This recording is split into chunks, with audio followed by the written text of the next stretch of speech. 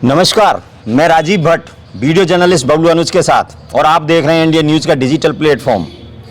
विधानसभा चुनाव 25 तारीख को हैं राजस्थान में, आप सभी जानते हैं। 25 नवंबर को वोट डाले जाएंगे, 3 दिसंबर को काउंटिंग होगी, विधायक चुनकर आएंगे, नई विधानसभा गठित होगी।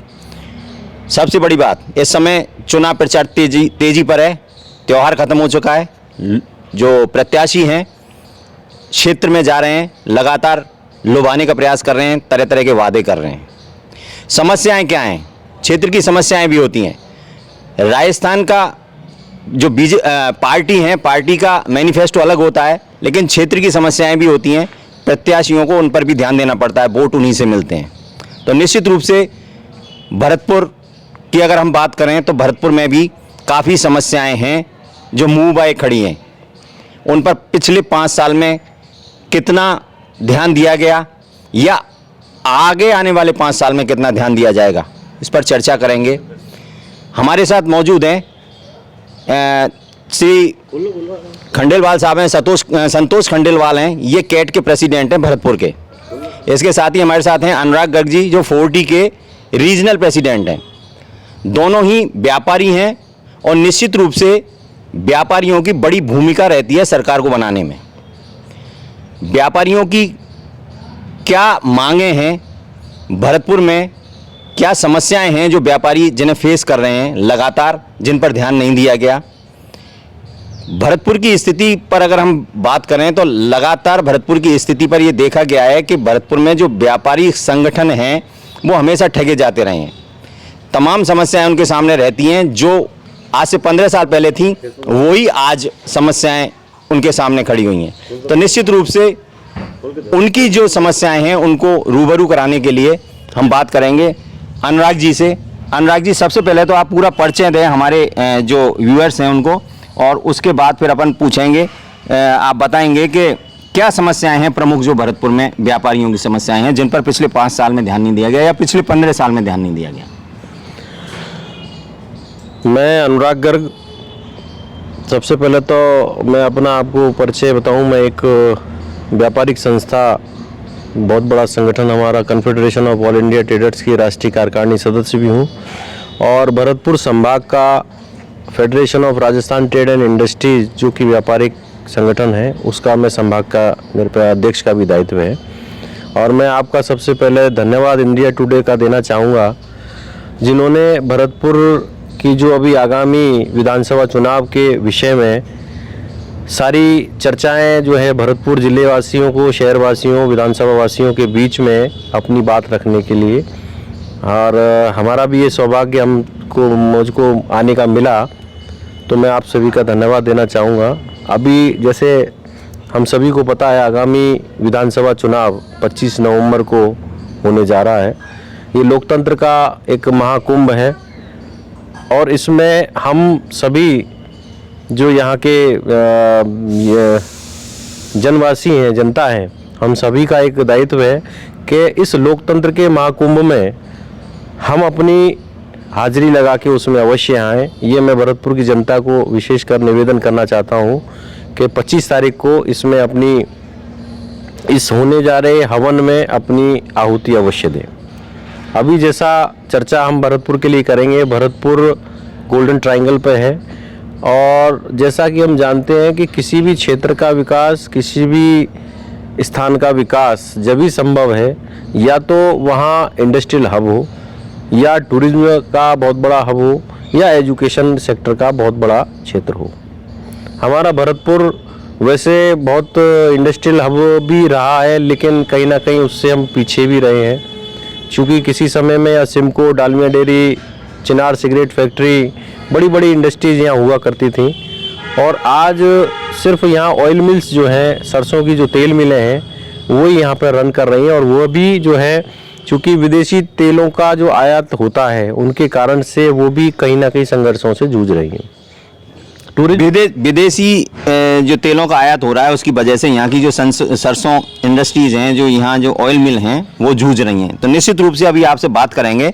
हमारे साथ संतोष जी हैं खंडेलवाल, ये कैट के प्रेसिडेंट हैं भरतपुर के। सर, सबसे पहले तो हमारे व्यूअर्स को आप अपना परिचय पूरा दें कि आप मेरा नाम संतोष खंडेलवाल है। Confederation of all India traders CAT के जिला अध्यक्ष की जिम्मेदारी है मुझे पर। ये व्यापारिक राष्ट्रीय स्तर का व्यापारिक संगठन है। इसमें करीब अपने 75 लाख व्यापारी डायरेक्ट इनडायरेक्ट जुड़े हुए हैं पूरा।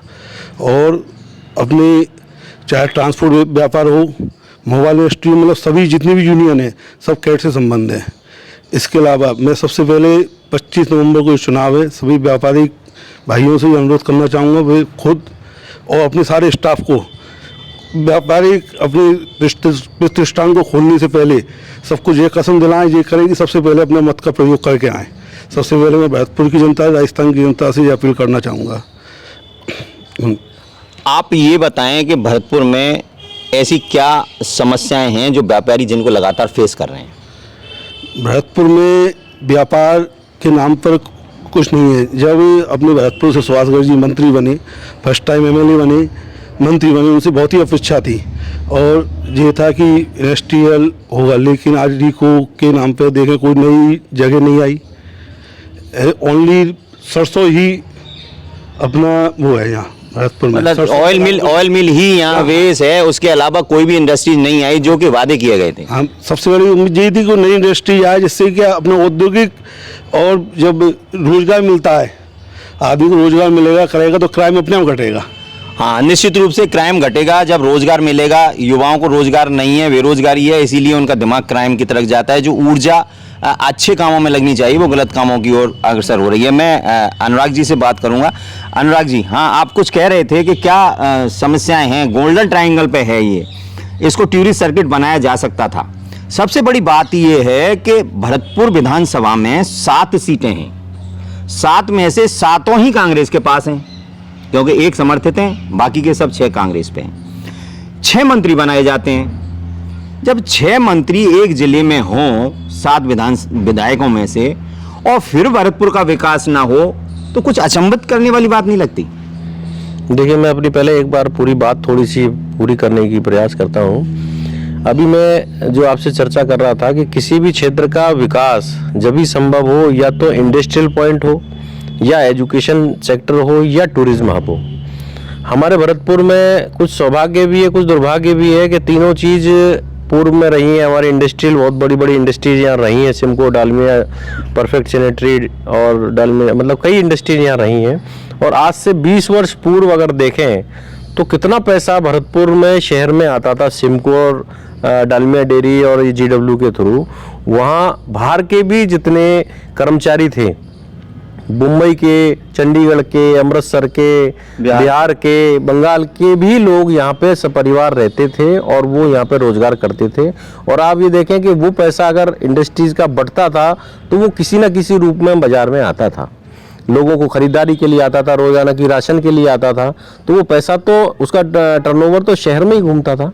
आप ये देखें अभी जैसे टूरिज्म के रूप में अगर देखें, हालांकि हमारे विश्व के मानचित्र पे घना bird sanctuary Keoladeo national park जो कि भरतपुर में स्थित है, ये हमारे लिए सौभाग्य की बात भी है।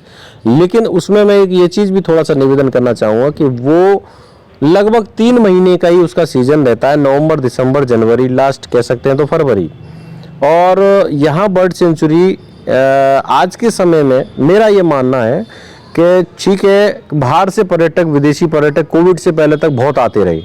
कोविड, कोरोना महामारी, वैश्विक महामारी पूरे विश्व की एक बहुत भयंकर रूप जिसने लिया, उसके बाद सबसे बड़ा जो उसका प्रभाव पड़ा वो होटल इंडस्ट्रीज पे पड़ा। क्योंकि हालांकि मैं भी होटल व्यवसाय से जुड़ा हुआ हूँ। अब धीरे धीरे कह सकते हैं कि इस बार लोगों को संभावना है कि बाहर से टूरिस्ट आए यहाँ पे। तो बाहर का जब टूरिस्ट हमारे यहाँ देश में आता है और देश से फिर शहर में आता है तो कुछ ना कुछ वो इन्वेस्ट अपना खर्चा करके जाता है, तो वो पैसा सर्कुलेशन भी हमारे यहाँ शहर में होता है। आज की तारीख में अगर हम देखें तो वो 3 महीने का जो बिजनेस है, अगर वो 12 महीने के रूप में अगर बढ़े, क्योंकि 3 महीने का जो सीजन है, यहाँ आज की तारीख में आप देखें तो कोई भी आज की तारीख में बड़ा होटल 5 स्टार नहीं है। आप देखें सवाई माधोपुर, रणथंभौर जो है वो कितना डेवलप हो चुका है। वहाँ बड़े बड़े ओबराय ग्रुप के, ताज ग्रुप के बड़े बड़े होटल्स हैं, लेकिन आज की तारीख में भरतपुर में कोई 5 स्टार होटल भी नहीं है। तो चूंकि एक बहुत बड़ी समस्या ये है कि जब फॉरेनर्स हिंदुस्तान आता है तो दिल्ली उतरता है या जयपुर उतरता है, दिल्ली से आगरा आता है और आगरा होके भरतपुर से निकल के टूरिस्ट जो है वो जयपुर की ओर जाता है, या जयपुर आता है तो जयपुर से आगरा होके दिल्ली की ओर जाता है। तो मैक्सिमम जो टूरिस्ट हैं और ट्रेवलिंग एजेंट हैं वो उनको या तो आगरा रोकना पसंद करते हैं या उनको जयपुर रोकना पसंद करते हैं। भरतपुर में वो आते हैं, थोड़ा बहुत रुकते भी हैं, कुछ घंटों का विश्राम करते हैं। हाँ, ज़्यादा से ज़्यादा वो वहाँ के लंच वगैरह लेते हैं। तो मेरा ये कहना है कि यहाँ के जो बर्ड सेंचुरी है उसमें भी ये आवश्यकता है। कई बार जिला प्रशासन की टूरिज्म की बैठक में मेरे को भी जाने का अवसर मिला, वहाँ टूरिज्म के अधिकारियों से या जिला कलेक्टर महोदय की बैठक में मैंने भी ये निवेदन किया है कि आज के समय के हिसाब से भी बर्ड सेंचुरी की व्यवस्थाओं को थोड़ा सा अपग्रेड होना बहुत आवश्यक है। अगर मैं आलोचनात्मक रूप से नहीं कह रहा हूँ, लेकिन आप और हम घना बर्ड सेंचुरी बचपन से जाते रहे और आज भी शायद जाना होगा, लेकिन वहाँ की थोड़ी सी व्यवस्थाएं अगर बढ़े, आज वहाँ आपको अंदर पानी की बोतल भी शायद मिलने में आपको कहीं ना कहीं समस्या आएगी। देखिए, ये भरतपुर केवलादेव नेशनल पार्क है, वर्ल्ड हेरिटेज है। वर्ल्ड हेरिटेज के अलावा रामसर साइट यानी कितनी ही उपाधियों से, पक्षियों का स्वर्ग, सैरगाह, तमाम उपाधियों से सजा हुआ है। सबसे बड़ी बात यह है कि यहाँ ये वेटलैंड एरिया है 29 किलोमीटर स्क्वायर किलोमीटर में। ये वेटलैंड एरिया को भी ये कॉन्क्रीटाइजेशन किया जा रहा है। सबसे बड़ी बात, इसका विरोध करने वाला कोई भरतपुर में कोई राजनीतिक इच्छा शक्ति नहीं है कि इसको वहाँ कंस्ट्रक्शन किया जा रहा है। अरे वहाँ अंदर कंस्ट्रक्शन की क्या जरूरत थी, बाहर तमाम जगह है ना, उसको कंस्ट्रक्ट करो। लेकिन आप अंदर भी कर रहे हो, कोई विरोध ही नहीं हो रहा है, ना व्यापारियों की तरफ से विरोध हो रहा है, ना किसी राजनीतिक कोई इच्छा शक्ति यहाँ दिखाई दे रही है। राजनीतिक लोग आते हैं, वादे करते हैं, अपने 5 साल ऐशो आराम करते हैं, चले जाते हैं। आप क्या कहना चाहते हैं? ठीक है, आपने बहुत अच्छी बात कही। ये हमारा बर्ड सेंचुरी जो है घना Keoladeo national park 29 square kilometre में फैला हुआ है और आज की तारीख में इतना बड़ा एरिया, चूँकि जहाँ पक्षी बाहर से आते हैं उनको सबसे ज़्यादा खुली जगह, वहाँ के जो पानी का जो वो है, वो पानी कई बार बीच में तो बहुत समस्या पानी की भी रही, अब कहीं जाके बारिश भी पहले से थोड़ा सा ठीक होने लगी है। और वो अगर रहा सा एरिया भी अगर वो कंक्रीटिंग हो जाती है तो पक्षियाँ क्या है, पक्षी जो है वो थोड़े से कच्चे स्थानों पर रहना पसंद डरते हैं पक्षी। उनको क्या है कि कच्चे स्थान जो है, मिट्टी का स्थान है, पानी का स्थान है, वो चूंकि प्राकृतिक चीज है वो उनको उन्हीं के हिसाब से बनी हुई है। और उनको आज अगर हम कंक्रीटिंग पे अगर छोड़ देंगे, ना तो वो चल पाएंगे, ना रह पाएंगे, ना उनकी व्यवस्था बन पाएगी। अगर उसको आज के हिसाब से ठीक है, कहीं आवश्यकता कोई ट्रैक बनाने की है तो वो बने, कोई दिक्कत नहीं है। कहीं जाके अब मेरा आपसे निवेदन है, बाहर के फॉरेनर्स जो आते हैं इंडिया, वो ठीक है किसी पक्षी को और उनको पसंद करते हैं, लेकिन जो हमारा डोमेस्टिक टूरिस्ट है, इंडियन टूरिस्ट है, उनके बच्चे या उनकी महिलाएं या हम लोगों को थोड़ा सा आवश्यकता ये भी है कि वहाँ पे थोड़ा सा कोई एक सेक्टर एक साइड में बना के वहाँ कुछ बच्चों के झूले भी अगर लगाए जाएं, कहीं कोई ट्रैक टॉय ट्रेन भी बनाई जाए, कहीं कोई एक्वेरियम भी बनाया जाए, कहीं उसमें रेस्टोरेंट की व्यवस्था भी बनाई जाए, कहीं साइड में।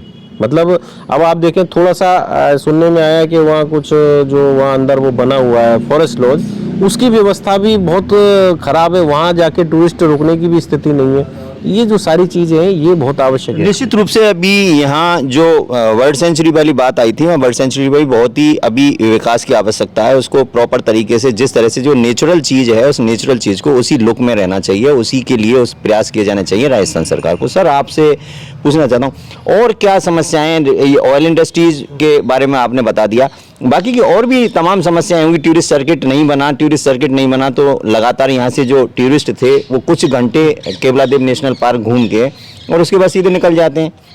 अगर टूरिस्ट सर्किट बनता तो निश्चित रूप से यहाँ होटल व्यवसायियों को तो फायदा होता, क्योंकि यहाँ 1-2 दिन स्टे करते तो मार्केट में भी आते तो परचेजिंग भी होती, तो निश्चित रूप से यहाँ का स्वरूप बदलने के एक कवायद शुरू हो जाती।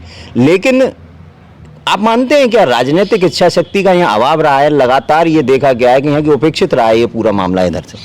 आपने बिल्कुल सही किया। ये भरतपुर इतनी अच्छी मानचित्र पर है। भरतपुर से 35 किलोमीटर गोवर्धन है, आगरा 65 किलोमीटर पर है, मथुरा है पूरा।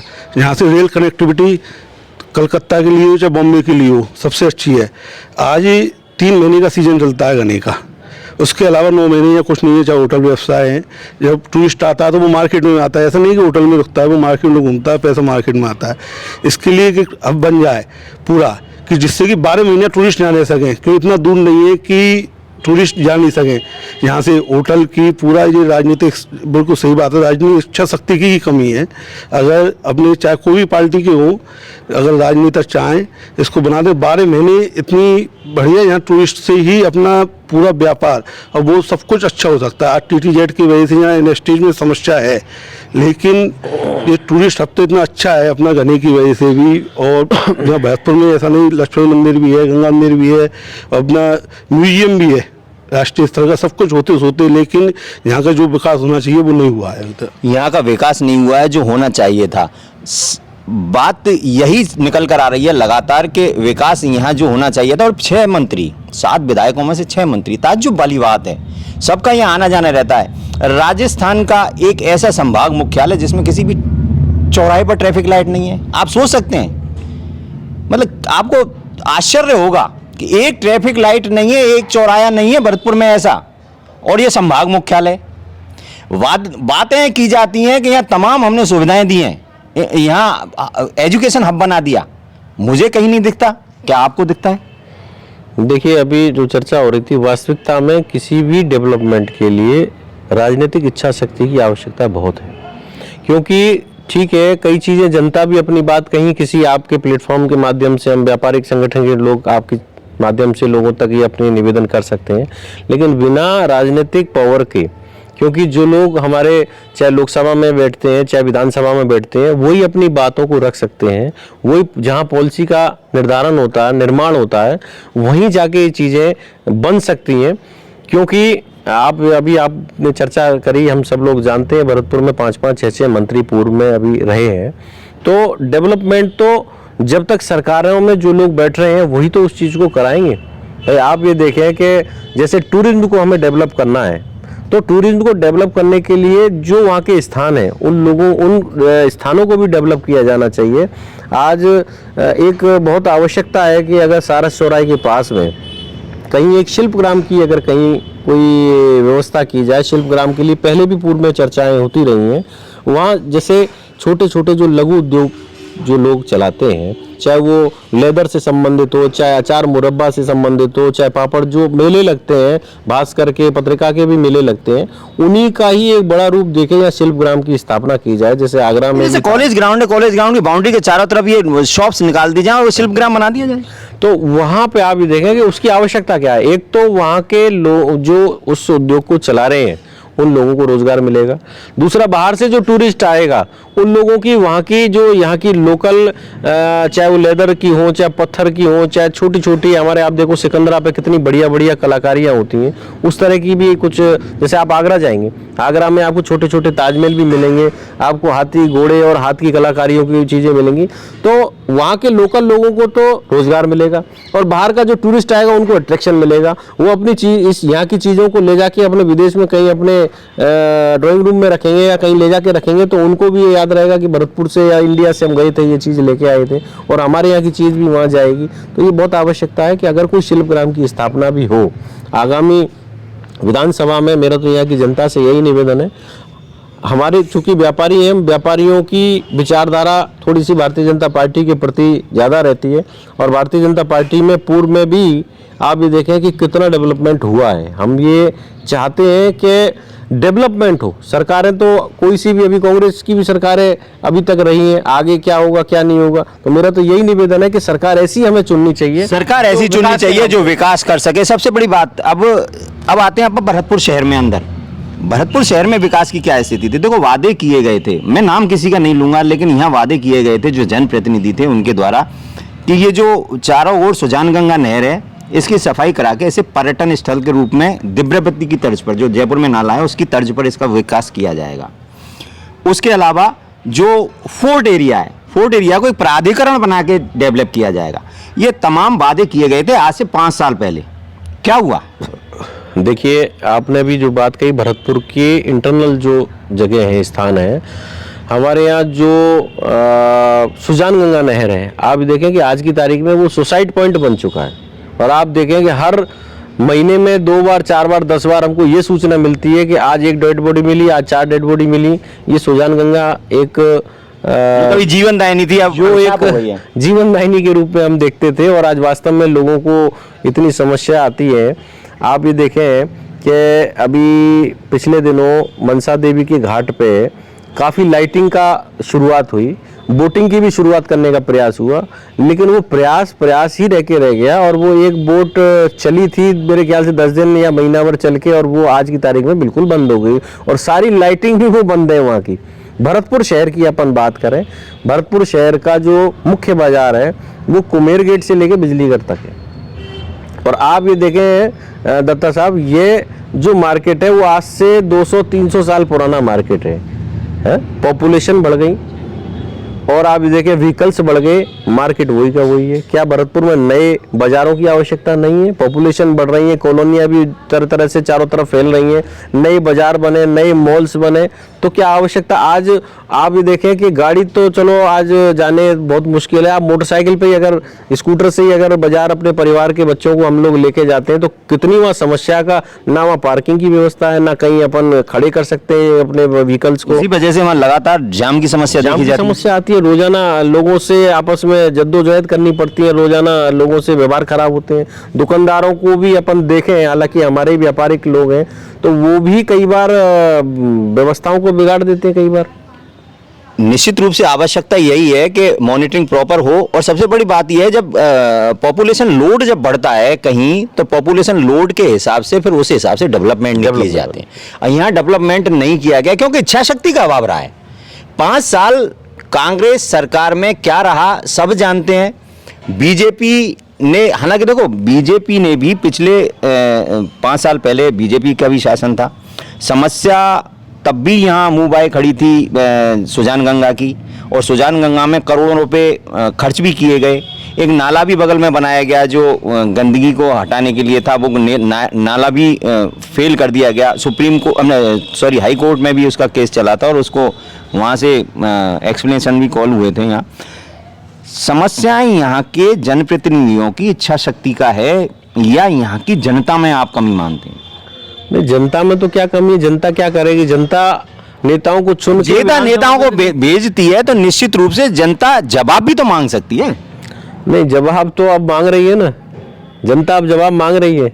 जनता का समय अभी तो है, बाद में तो फिर नेता कौन जीत के आता है, वो कितना डेवलपमेंट करते हैं। जनता वास्तव में देखिए, कोई भी चीज़ है, जनता बेहतर प्रत्याशी चुनने का पूरा प्रयास करती है, और जनता लोकसभा और विधानसभा में इसलिए भेजती है कि आप वहाँ जाकर बैठें, और वहाँ जाकर जो शहर की योजनाएं हैं, जो शहर के डेवलपमेंट की चीज़ें हैं, उन पर वहाँ विचार विमर्श करें, फंड अलॉट कराएं, व्यवस्था बनाएं, और वहाँ का विकास करने की चीज़ें करें। अब वो कितना एग्जीक्यूट होता है या नहीं होता है, तो इसमें अब जनता, अब इसका जवाब जनता अब देगी। जनता 5 साल तो कहाँ दे सकती है, अब 5 साल के बाद अब देने को तैयार बैठी है जनता। तमाम समस्याएं मंडी में भी हैं, जो अनाज मंडी है, नई मंडी है, वहाँ भी तमाम पल्लेदारों की समस्याएं थी। अभी एक मुद्दा पल्लेदारों का भी आया था, वहाँ शौचालय तक नहीं था उनके लिए। ऐसी जो छोटी छोटी व्यवस्थाएं होनी चाहिए थी, जो उन लोगों को, वहाँ लेडीज़ भी आती हैं, लेडीज़ भी काम करने आती हैं, उनको शौचालय उपलब्ध नहीं था। सुबह बेचारे घर से अपने शौच आदि से निवृत्त होकर आते थे, और शाम को घर जाके ही करते थे। अब आप एक अनुमान लगाइए कि डेवलपमेंट का क्या हुआ, क्यों नहीं हुआ 5 साल में? आपकी निगाह में क्या रहा इसका कारण? डेवलपमेंट का ये हाल है भरतपुर में। अनाज मंडी की जैसे आपने बात करी, बरसातों में पानी भर जाता है, किसान रात को आ जाते 3-4 बजे अपनी सब्जी फसल बेचने के लिए, लेकिन उनके लिए ना तो रहने की व्यवस्था, मतलब ये अपनी थड़ी लगा के बेच भी नहीं सकते, इतना पानी भर जाता है। और बिल्कुल सही बात है, शौचालय की बिल्कुल नहीं है। वैसे तो विकास के बाद ही किए गए पूरा है, लेकिन वो नहीं है। अब अपन चाहे शहर की, जैसे आपने कहा कि शहर की अंदर की व्यवस्था में ये आज भरतपुर इतना बढ़ गया है, इतने चौराहे बढ़ गए हैं, इतना है, बिजली घर पर आए दिन एक्सीडेंट होते हैं, कई ट्रक से एक्सीडेंट, अभी बच्चा भी मर गया था, वो हो गया। लेकिन ट्रैफिक लाइट की कोई व्यवस्था नहीं है। क्या भरतपुर के लिए ट्रैफिक लाइट आज की जनसंख्या की दृष्टि से उसके लिए क्या जरूरी नहीं है? हाँ, ट्रैफिक कंट्रोल के लिए ट्रैफिक लाइट होना जरूरी होता है, बहुत जरूरी है। आज बिल्कुल आए दिन आप देख लो, मथुरा गेट पर देख लो, बिजली घर पर, अपनी जमा मस्जिद पर आए दिन जाम लगता है। और एक बारिश आ जाएगी 10 मिनट में, 10 मिनट में बारिश आने के बाद करीब 2-3 फुट पानी भर जाता है। तो सबसे बड़ी बात यह है कि ये नेताओं की तो इच्छा शक्ति नहीं, और प्रशासन को इसके वो झेलना पड़ता है। कोई भी एक्सीडेंट होता है किसके विरोध में प्रदर्शन होते हैं प्रशासन के विरोध में। नेताओं को कोई कुछ नहीं कहता कि नेताओं को ये कार्य कराना चाहिए था। प्रशासन क्या करे, ट्रैफिक जो यहाँ की पुलिस है वो कितना व्यवस्था सुचारू रखे, क्योंकि सबसे बड़ी बात ये लोड जो पॉपुलेशन लोड है वो तो लगातार बढ़ रहा है, आप व्यवस्थाएं कर नहीं रहे हैं, तो निश्चित रूप से कहीं ना कहीं ये समस्या सबके लिए बनती जा रही ये है। सबके लिए समस्या है। अब ये यही है, जनता को जवाब देने का मौका मिला है 5 साल बाद। किसको जवाब दे रही है जनता? जनता नेताओं को जवाब देगी। कौन से नेता को जवाब दे रही है? अब जो भी अच्छा लगेगा उसको चुनेगी जनता। जो भी उनके भाई जो काम हुआ उन्होंने 5 साल देखा है, अब आगे जो भी जिसको अच्छा लगेगा उसको चुनेगी। सर TTZ की वजह से और NCR में भरतपुर आने की वजह से NGT के रूल्स लागू हो गए। यहाँ जो इंडस्ट्रीज थी जिनका आपने जिक्र किया था, सिमको इंडस्ट्रीज थी, एक बहुत बड़ी इंडस्ट्रीज थी, GW थी, डालमिया वगैरह, ये तमाम इंडस्ट्रीज थी, चिनार फैक्ट्री आपने बताया, ये तमाम फैक्ट्री थी और इनमें तमाम परिवार पलते थे, बाहर के परिवार थे, सारा फ्लो यहाँ भरतपुर में होता था।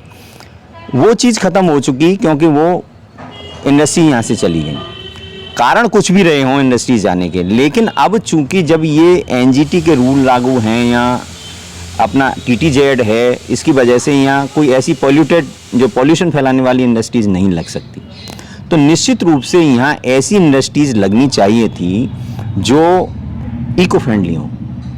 इको फ्रेंडली इंडस्ट्रीज आप चूँकि व्यापार से संबंधित हैं, एक जिम्मेदार पद पर हैं, तो निश्चित रूप से यहाँ ऐसी इको फ्रेंडली, क्योंकि जो राजनीतिक आदमी है शायद उनके दिमाग में नहीं आता कि वो जानते नहीं होंगे कि इंडस्ट्री यहाँ कौन सी लगनी चाहिए, क्या प्रयास होने चाहिए, इसीलिए शायद नहीं हुए। अगर ऐसे प्रयास किए जाते तो यहाँ कुछ ना कुछ स्वरूप ही अलग होता। आप उनको कम से कम ये तो बता दो कि भैया ये लगवा दो यहाँ। देखिए, अभी NCR की बात आपने चर्चा करी, अभी लगभग 1 महीने पूर्व की मैं बात आपको बताऊं, दिल्ली में इंडियन हैबिटेट सेंटर में उद्योग मंत्रालय के कुछ अधिकारी आए। वहाँ मैं all India Indian chamber of commerce की भी नेशनल बॉडी में हूँ और इंडियन हैबिटेट सेंटर में हमारी एक बैठक थी जिसमें पूरे देश के लोग वहाँ पधारे थे। और ये विषय मैंने उनको, क्योंकि उद्योग मंत्रालय के भारत सरकार के उसमें कुछ अधिकारी थे, बड़े अधिकारी थे, तो मैंने उनसे एक निवेदन किया। मैंने कहा मैं राजस्थान में रहता हूँ, भरतपुर में रहता हूँ, और भरतपुर एक दिल्ली के मुकाबले में बहुत छोटा शहर है। आज दिल्ली NCR में है और भरतपुर NCR में है। दिल्ली की मानक परिस्थिति और भरतपुर की मानक परिस्थिति एक सी कैसे हो सकती है? वहाँ की पॉपुलेशन क्या है, वहाँ की पॉपुलेशन क्या है, वहाँ का पॉल्यूशन क्या है, वहाँ का पॉल्यूशन क्या है, वहाँ व्हीकल्स कितने हैं, यहाँ व्हीकल्स कितने हैं। तो आज NCR की कोई चीज़ या TTZ की कोई चीज़ें हैं, अगर अपन भरतपुर पे एप्लीकेबल कर देते हैं तो आप ये देखें कि दोनों की मानक परिस्थितियों में अंतर है। और NCR का अगर कोई चीज़, अगर वहाँ कोई बाउंडेशन लगती है यहाँ, तो NCR का बजट भी आना चाहिए। NCR के जो वहाँ के प्रावधान डेवलपमेंट के लिए डेवलपमेंट की कोई चीजें हैं तो वो बजट भी भरतपुर को मिलना चाहिए। अगर NCR में भरतपुर को लिया है तो वो चीजें भी मिलनी चाहिए। TTZ में अगर भरतपुर को लिया है, ठीक है, टाज टिपोजियम के चक्कर में ये मानते हैं कि साहब पोल्यूशन जो है, पोल्यूशन वाली इंडस्ट्री नहीं होनी चाहिए। तो यहाँ से आप देखें 60 किलोमीटर पे भरतपुर है, तो यहाँ से जो थोड़ा बहुत कोई चीज़ का डेवलपमेंट का इंडस्ट्रीज लग रही है और वो पोल्यूशन क्या आगरा के ताजमहल को दिक्कत करेगा क्या, आप बताइए। तो कई चीज़ जो यहाँ की लोकल स्थितियाँ हैं, और यहाँ इंडस्ट्रीज आप ये देखें कि अभी जो ऑयल इंडस्ट्री चल रही है, ऑयल इंडस्ट्रीज में तो पोल्यूशन का कोई काम ही नहीं है, कोई काम नहीं पोल्यूशन का। और आज के समय में जो वहाँ जनरेटर लग रहे हैं उनको मानते हैं साहब ये पोल्यूशन है, करते हैं, लेकिन यहाँ बिजली की समस्याएं कुछ ऐसी बहुत ज़्यादा लगभग नहीं रही, क्योंकि जनरेटर जो काम आता है ऑयल इंडस्ट्रीज में वो ऐसा नहीं कि 12 घंटे चलेगा, वो चाहे अगर आधे घंटे या 20 मिनट के लिए लाइट भी गई तो वो एक तरह से कंप्यूटर के CPU की तरह है कि आप अगर आपका UPS लगा हुआ है बैटरी वाला जो है, तो लाइट जब जाती है तो उसको सिर्फ शट डाउन करके आप उसको बंद कर दे सकते हैं, जिससे मशीनरी में प्रॉब्लम नहीं हो। तो अगर वो 20 मिनट जनरेटर चल भी गया, आधा घंटा जनरेटर चल गया, चूंकि उन मशीनों में जो चैम्बर होते हैं, तो ऑयल मिल के मशीनों को, मैंने भी 10 साल तेल मिल चलाई है, मैंने ऑलरेडी मस्टर्ड ऑयल के प्लांट चलाए, मुझे उसकी सारी चीज़ों का पता है। तो उसके जो चैम्बरों में सरसों घूमती है, सरसों की खल निकलती है, तो अगर वो लाइट चली जाती है तो लाइट जाने से वो वहाँ जाम हो सकती है और चैम्बर में कम से कम 10-20 हज़ार का नुकसान हो जाता है। अगर वो जनरेटर चल के तुरंत उसमें 15 मिनट में 10 मिनट में जनरेटर चल जाता है, पास आउट हो जाए तो वो निकल जाएगी, मशीन खाली हो जाएगी, आप फैक्ट्री को बंद कर दीजिएगा। तो अगर वो आधा घंटा चल के अगर वो जनरेटर उसकी पूर्ति कर देता है तो क्या पोल्यूशन हो जाएगा, और वो पोल्यूशन उड़ के क्या आगरा तक पहुंच जाएगा। नहीं तो लगातार यहाँ ये देखा गया है कि बिजली की जो समस्या है वो इंडस्ट्रीज वालों को तो परेशान कर ही रही है, यह आम पब्लिक को परेशान कर रही है। अघोषित बिजली कटौती एक तो घोषित होती है कि साहब इतने बजे से इतने बजे तक कटेगी, ये आप इन्फॉर्म कर दो, आप आए दिन मेंटेनेंस के नाम पर अघोषित बिजली कटौती कर रहे हैं। तो इससे यहाँ जो भी उद्योग धंधे हैं, जो ऑयल इंडस्ट्रीज है, उनको तो निश्चित रूप से कहीं ना कहीं नुकसान ही हो रहा है ना। देखिए यहाँ आपका जो कहना है वो बिल्कुल सही है। लाइट की स्थिति ग्रामीण क्षेत्रों में तो और भी ज़्यादा खराब है। शहर में तो चलिए थोड़ा बहुत देते हैं, लेकिन चूंकि शहर में भी प्राइवेटाइजेशन कर दिया है, एक प्राइवेट कंपनी को भरतपुर का ठेका ऑलरेडी दे चुके हैं, और वो ठेका देने से ठीक है कुछ व्यवस्थाओं में सुधार भी आ रहा है। लेकिन जब आपने कही अघोषित लाइट चली जाती है, लोगों को अपनी कोई व्यवस्था बनानी है और उन्होंने कह दिया लाइट चलेगी, अब 4 घंटे नहीं आएगी, 6 घंटे नहीं आएगी, सारी व्यवस्था आदमी की बिगड़ जाएगी। अगर आपको कोई मेंटेनेंस करनी है, आप उसकी सूचना अखबार में बीच में कभी आने लगी, फिर वो खत्म हो जाती है। वो सूचना अगर आ जाती है तो लोग अपना माइंड मेकअप कर लेते हैं, भाई 4 घंटे आज लाइट नहीं आएगी, अपने और कामों में दिमाग लगाएं। तो ऐसी व्यवस्था रहनी चाहिए ना। सर सफाई व्यवस्था भी भरतपुर की तो बहुत अच्छी है, क्योंकि पहले तो मैनुअल सफाई होती थी, अब मैकेनाइज सफाई व्यवस्था कर दी गई है। जो हमारे जनप्रतिनिधि हैं उनके द्वारा विशेष सुविधा भरतपुर की जनता को प्रदान की गई है। सफाई व्यवस्था कैसी है आप लोगों ने?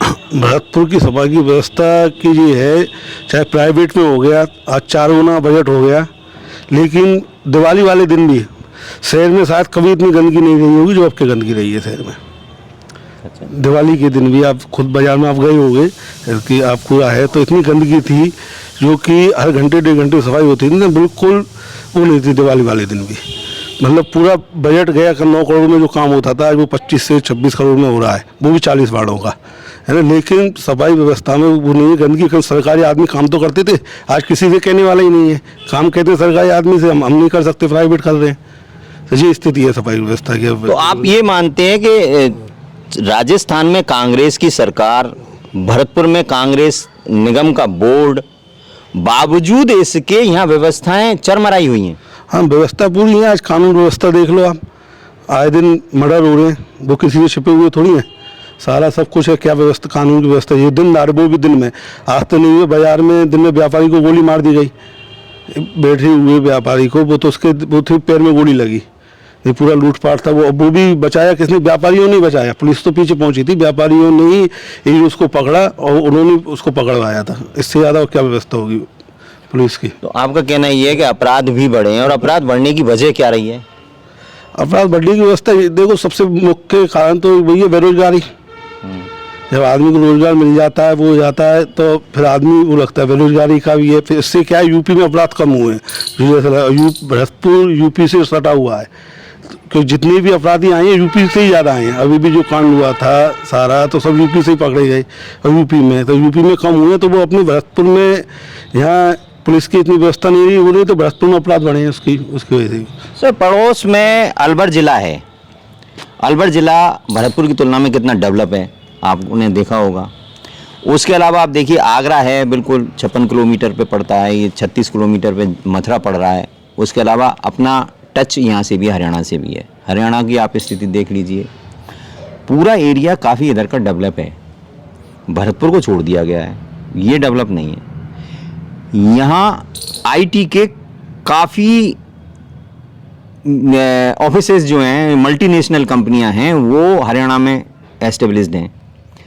क्या उनको यहाँ नहीं लाया जा सकता था? अगर इको फ्रेंडली जॉब की बात थी तो उनको यहाँ भी शिफ्ट किया जा सकता था। यहाँ तमाम जो एरिया बेकार पड़ा हुआ है और जो क्रिमिनल्स एक्टिविटीज़ के काम आ रहा है, जो भरतपुर से जो भी सटा हुआ एरिया है, तो क्या उसको भी यहाँ लाया जा सकता था? पूरा इंडस्ट्रियल एक हब बनाया जा सकता जो आईटी सेक्टर का होता, या कोई ऐसी व्यवस्थाएं की जाती कि यहाँ उद्योग धंधे पनपते। क्या मानते हैं आप, ऐसा कहिए आईटी सेक्टर भी यहाँ डेवलप हो सकता था? देखिए, आपने बहुत अच्छी बात कही कि जब तक हम बड़े ग्रुप्स को इनवाइट नहीं करेंगे, हमसे मतलब करेंगे तो सरकारें करेगी। अभी करीब 4 महीने पहली बात मैं आपको बताऊं, जिला उद्योग केंद्र के कोई अधिकारी मेरे पास आए। मेरे पास तो क्या आए थे, चूंकि मेरा होटल व्यवसाय है तो वो लंच के लिए आए थे, और उनके साथ में कोयम्बटूर से कोई बड़ा प्रोजेक्ट जो कि बैटरी उत्पादक आज के समय में बहुत बड़ा नाम है, तो वो उनके अधिकारी आए थे। और जिला उद्योग केंद्र के अधिकारी तो उन्होंने मेरी भी मुलाकात उनसे कराई, मैं वहीं पे था उस समय के ऐसे वो उन्होंने लंच करने के बाद मेरे से डिस्कस किया, और मेरे से उन्होंने एक चीज़ पूछी, चूँकि वो व्यापारिक संगठन के नाते उन्होंने कुछ चर्चा करी। बोले साहब हम भरतपुर में ये चाहते हैं कि कोई बैटरी का बड़ा प्लांट लगाएं। कोयम्बटूर से आए थे वो, बैटरी का बड़ा प्लांट लगाएं। मैंने कहा तो बहुत अच्छी बात है, अगर इतना बड़ा बैटरी का जो कि पूरे देश का या विश्व का नामी ग्रामी कोई बैटरी उत्पादक अगर प्लांट है और भरतपुर में लगता है, तो ये तो हमारे लिए रोजगार के लिए, डेवलपमेंट के लिए बहुत बड़ी बात है। तो वो उन्होंने कि साहब क्या होना चाहिए, तो बोले हमको जगह की आवश्यकता है अपना प्लांट लगाने के लिए। तो चूंकि भरतपुर में आज की तारीख में कोई नया औद्योगिक क्षेत्र ही नहीं है, औद्योगिक क्षेत्र पुराना एक वहाँ पे जगीने के पास में है और एक नया रीको है।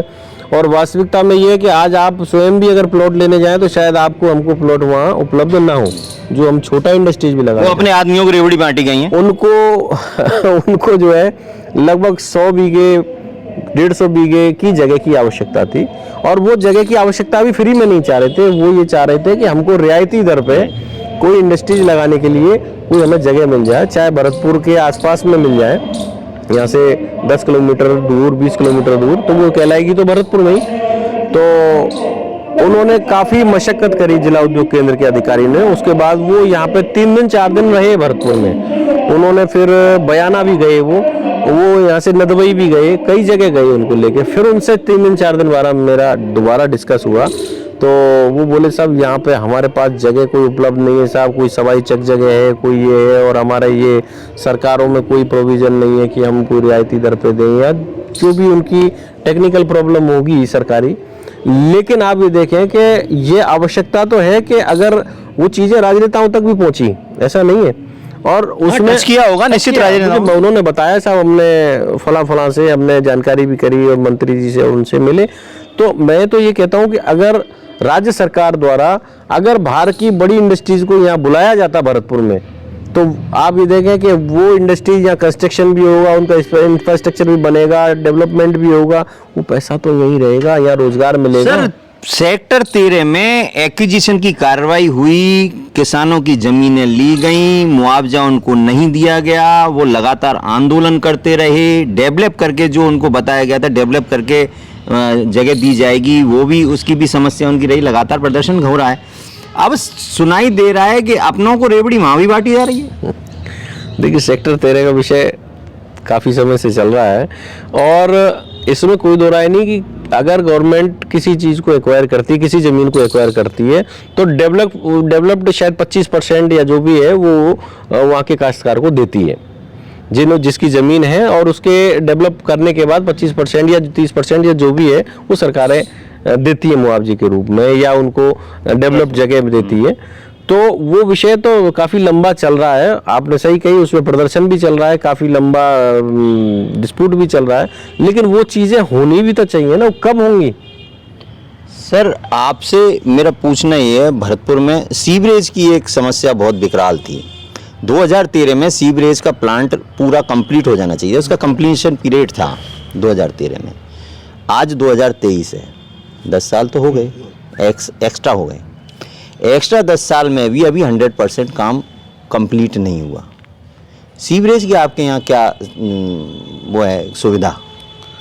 सीवरेज के नाम पर ये है कि काम तो नहीं हो रहा, सड़क खोदी जा रही है आए दिन, उनको सही करने के लिए पूरा तो हुआ नहीं अभी, न किसी के साथ कनेक्शन भी नहीं हुए सीवरेज के। अभी कुछ कनेक्शन हुए हैं जो कि फ्लो हो रहा है, जो उल्टा लौट के आ रहा है, उल्टा लौट के आ रहा है। तो जैसी सड़क बनती भी है तो सीवरेज के नाम में तुरंत गड्ढा हो जाते हैं, तुरंत खोल दी जाती है, और आमजन को परेशान हो रहा है।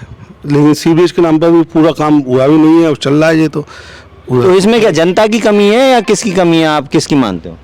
जी अब जनता तो इसमें क्या करेगी, भाई काम तो जिसको ठेकेदारों को किया है, जो भी राजनेता प्रशासन है वही उनको करेगा। टाइम पीरियड पे कार्य क्यों नहीं हुआ? टाइम जनता की गलती तो ये है, सीवरेज का यूज ही क्यों कर रही है? अगर खाए पिएगी नहीं, क्योंकि यहाँ कमाने को तो कुछ है नहीं, खाए पिए नहीं कुछ, भूखे रहेगी तो जाएगी क्या? नहीं नहीं, वो तो है। अब वो तो देखो दिनचर्या है, उसमें तो कोई कैसे वो कर सकता है पूरा। और आगे ये अभी तो चाहे फ्री है, लेकिन उससे पैसे भी जो कनेक्शन के हिसाब से पैसे भी लिए जाएंगे, जैसा कि पहले भी जो चला था कि सीवरेज के नाम पे। लेकिन सीवरेज में हुआ कुछ नहीं है, खाली सड़क वो हो गई, कई जगह गड्ढे भी हो गए, सड़क भी धंस गई कई जगह। तो सीवरेज की जब यहाँ बात आई थी तो ये कहा गया था कि यहाँ जो भी पानी जो बाहर वेस्ट जा रहा है, नालियों के थ्रू जा रहा है, या सीवरेज की जो गंदगी बाहर नालियों में जा रही है, उसको ख़त्म किया जाएगा। टैंक सिस्टम जो था उसको ख़त्म किया जाएगा, डायरेक्ट सीवरेज की लाइन में उसको डाला जाएगा, और वो कहीं उसका जो प्लांट बनाना था उनको वहाँ जाएगा भरतपुर शहर से बाहर।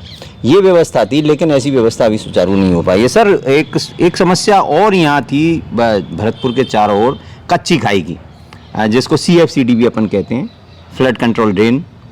उसका भी निर्माण कार्य हो रहा है बड़े प्रयासों से, और बड़े उससे अपने राज्य सरकार के प्रयासों से, यहाँ के मंत्री जी के प्रयासों से उसका भी काम सुचारू रूप से चलाया जा रहा है। उसमें भी कहीं ना कहीं विरोध, और कहीं ना कहीं जो क्या कहते हैं जो क्वालिटी कंट्रोल है, उस पर भी कहीं ना कहीं प्रश्न चिन्ह लगा रही है जनता। क्या आप क्या देखते हैं? क्योंकि एज ए आप चूँकि व्यापार से संबंधित रखते हैं, सारे डेवलपमेंट पे आपकी निगाह रहती है कि डेवलपमेंट जो भी होगा व्यापार को कहीं ना कहीं प्रभावित करेगा।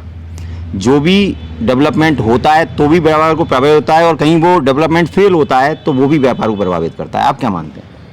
देखिए, भरतपुर की जैसा हम सभी जानते हैं जो कि यहाँ की भौगोलिक स्थिति है वो लगभग कटोरानुमा है, और चूँकि पानी का ड्रेनेज सिस्टम पहले से काफ़ी ख़राब है, और ये जो CFCD का काम हो रहा है ये वास्तव में कार्य तो अच्छा हो रहा है, लेकिन इसके जो एग्जीक्यूशन हो रहा है, आप ये देखें कि ये जो एग्जीक्यूशन इसका हो रहा है वो एक तो ये पार्ट में जो हो रहा है, अभी बीच में बरसात आई, और आप ये देखें कि बरसात आई और वो सारे जितने काम हुए, बरसात आएगी नेचुरल, वो प्रॉब्लम आएगी, लेकिन उस प्रॉब्लम को करके और काम ब्रेक कर दिया।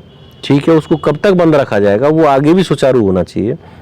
दूसरा, उसका जो फंड CFCD में लग रहा है वो नगर निगम का ही सीधा फंड उसमें लग रहा है, जबकि वो राज्य सरकार से CFCD का फंड अलग आना चाहिए, क्योंकि जब उसको नगर निगम की अपनी व्यवस्थाएं हैं, लोकल व्यवस्थाएं जो वहाँ की गंदगी की, सफाई की, और सैलरी की और दुनिया भर की व्यवस्थाएं, उसका जो फंड को आप CFCD में ही लगा दोगे तो वो वहाँ की व्यवस्थाएं चरमरा जाएंगी।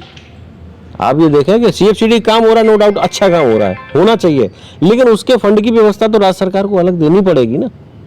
आप ये देखें कि वो अव्यवस्था अब आज की तारीख में देखें कि अगर वो फंड की पूर्ति नहीं होगी तो वो CFCD का काम फिर कैसे आगे चल पाएगा? अगर रुक गया तो इतना पैसा लग गया वो बेकार हो जाएगा। तो वो फंड की योजनाओं को आपकी सरकार आती है, बीजेपी आती है तो वो उनकी योजनाओं को रोक देती है। अब आप 5 साल कांग्रेस की सरकार और बना दो तो ये भी काम हो जाएगा। देखिए, ऐसा है, सरकारें मेरे ख्याल से जो एग्जीक्यूशन में काम आ गए उनको रोकने का कोई सवाल ही नहीं है। जो शहर की आवश्यकता की चीज़ है उसको मैं नहीं समझता अगर सरकार दूसरी भी आएगी तो कोई रोकेगी, क्योंकि वो वास्तव में एक बहुत बड़ी समस्या थी, और उस समस्या का अगर निवारण हो रहा है तो उसके लिए फंड अगली सरकार भी आएगी वो भी करेगी। ऐसा है, यहाँ जो अब तक जो बातचीत हुई, चर्चा हुई थी, उसमें ये सामने निकल के आया था, सभी पार्षदों ने भी ये बोला था कि ये जो फंड है, ये फंड नाबार्ड से लोन पर नगर निगम को दिलाया गया है। मंत्री जी ने हालांकि एक पुस्तिका अपनी छपवाई थी और उसमें इस बात का जिक्र किया था। इसमें एक मिसप्रिंट भी हो गई उनसे, उसमें उन्होंने लिख दिया था 378 करोड़ CFCD के लिए, और ये प्रथम चरण लिख दिया था, ये कंप्लीट अमाउंट है पूरी CFCD के लिए। ये इसका प्रोजेक्ट 378 करोड़ का टोटल है, जिसमें प्रथम चरण का शायद 188 या 181 जो भी है, मैं भी कंफर्म नहीं हूँ, इतना है।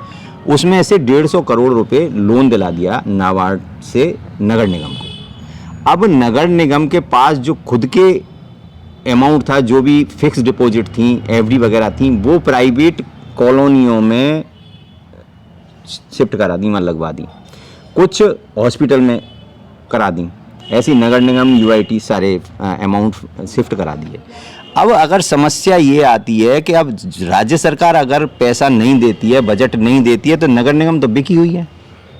नहीं, आपने सही कही कि अगर नाबार्ड से वो लोन जो दिला दिया, पहली बात तो ये है कि जो काम बकाया रह गया उसके लिए क्या और लोन दिलाएगी? या अगर दिलाती भी है तो वो जो लोन है, लोन तो वापस करना पड़ेगा ना। तो नगर निगम का रेवेन्यू कहाँ से बनेगा जो इतना लोन को वो वापस करे? आप तो है ना व्यापारी नगर निगम के रेवेन्यू को इकट्ठा करने के लिए टैक्स लगाए तो जाएंगे। फिर व्यापारियों को तो हमेशा चूसते ही रहेंगे, फिर इससे कैसे व्यापारियों की मतलब पूर्ति होगी? व्यापारियों को तो हर स्थान पर टैक्स देना है।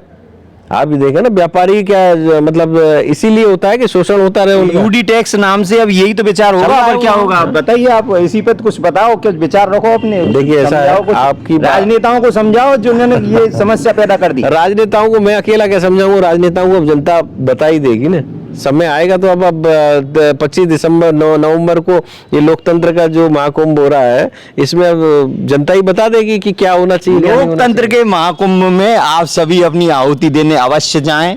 जनता सब जानती है, आप सब जो व्यूअर्स हैं हमारे चैनल के, वो सब जानते हैं कि क्या हुआ है क्या नहीं हुआ। आप सब जानते हैं ये व्यापारी वर्ग की तरफ से थे दोनों, इन्होंने अपनी समस्याएं बताई और भरतपुर के विकास में क्या होना चाहिए था उसके बारे में अपने विचार रखे। सबसे बड़ी बात, ये विचार जो इनके दिमाग में आ रहे हैं, हमारे दिमाग में आ रहे हैं, हम प्रयास कर रहे हैं, ये दिमाग राजनेताओं के दिमाग में भी आने चाहिए थे। कॉपी छपवा दी जाती हैं, किताब छपवा दी जाती हैं, संकल्प पत्र बना दिए जाते हैं, वचन पत्र बना दिए जाते हैं, घोषणा पत्र बना दिए जाते हैं, अमल नहीं होता। अमल के नाम पर केवल अपनों को रेवड़ी बांटी जाती है। अब सबसे बड़ी बात यह है कि आप इस लोकतंत्र के उत्सव को मनाएं, जोर शोर से मनाएं, और वोट डालने जरूर जाएं, खुद जाएं, अपने पड़ोसियों को ले जाएं, घर वालों को ले जाएं, नाते रिश्तेदारों को ले जाएं, किसी को छोड़ें नहीं, जरूर वोट डालें 25 तारीख को। और सबसे बड़ी बात, आपका एक वोट आपका भविष्य और आपके बच्चों का भविष्य तय करेगा।